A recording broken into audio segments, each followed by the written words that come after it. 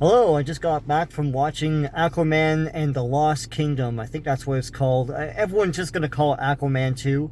I don't know why they put these stupid titles next to these sequels, but Aquaman 2. This is basically the very last Snyderverse, universe, whatever, movie from DC Comics, DCEU, Warner Brothers DC output of movies.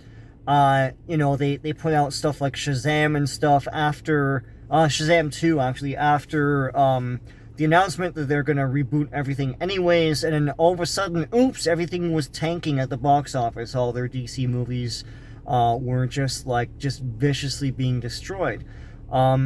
Anyhow, going into this movie, there's been a lot of vitriol, people saying it tested poorly, it's awful, the all controversy about Amber Heard and all that stuff.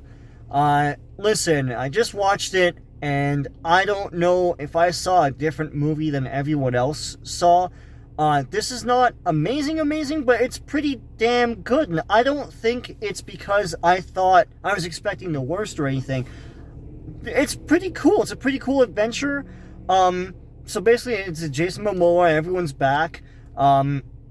Aquaman has to team up with his brother to fight Black Manta. Black Manta is freaking awesome. One of the best villains in these movies. Probably one of the best villains. I'm trying to think. Probably one of the best villains, if not the best villain in the DCEU.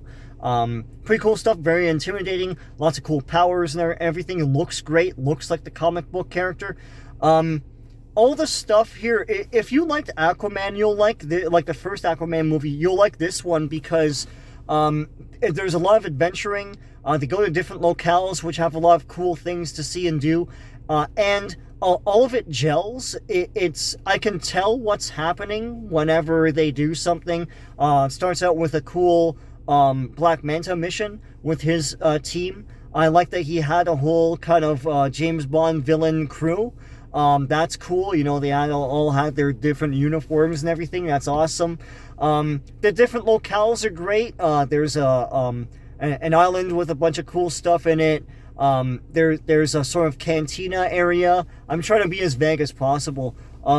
Lots of great stuff. Lots of cool creatures and everything. I thought the adventure and the story gelled together very, very well. This is, I guess, what they were trying to do with the Marvels, with different weird locations and different cool things in clear segments. But the problem with that movie is those segments didn't gel together, felt weird. It's like, now we're going to the singing dancing planet. Now there's cats that eat guys. That was all stupid. This is the way it's done. Aquaman 2. Very cool stuff. The stakes are great. The stakes are high, and you understand what they are, and it feels like a lot like real gravity to it. And the theme of the story is about family, and this is the hero teaming up with his villainous brother was already done in one of the worst Marvel movies, Thor: The Dark World.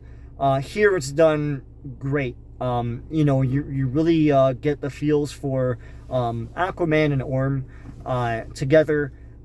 It's a way better told story.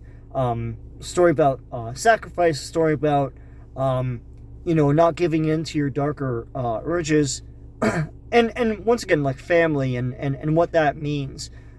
Pretty cool stuff. This is not as bad as everyone's making it out to be. Like, this is not the worst of these comic book movies this year at all.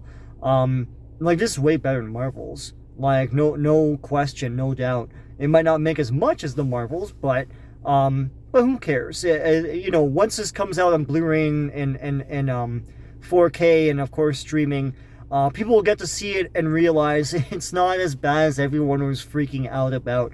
I'll say this too. Spoilers, I suppose, but all the terrible stuff that the subject matter in this movie borrows from the comics doesn't happen in this movie.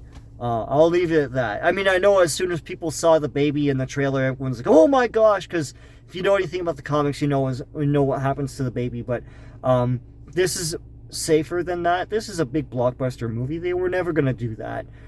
So there you go. Yes, Amber Heard is in it more than you would think. But I like Mara being in it because she's part of the universe and I want her in it. She's good. She doesn't have a lot to say, but she's in it in Act 1 and Act 3, so it's pretty good. Overall, man, I thought this was really cool. I'm going to watch it again when it comes out on streaming and all that stuff. This and Aquaman are right up there for me for the DCU movies. I had a lot of problems with the other movies. These were well done adventure, action, superhero stories, and yeah, this is. I like Aquaman too. I'm sorry, man. I know a lot of people want to hate it. I thought it was pretty cool stuff. Anyway, that's it for now. And it's coming close on Christmas, so Merry Christmas to everyone, Happy Holidays, and till next time.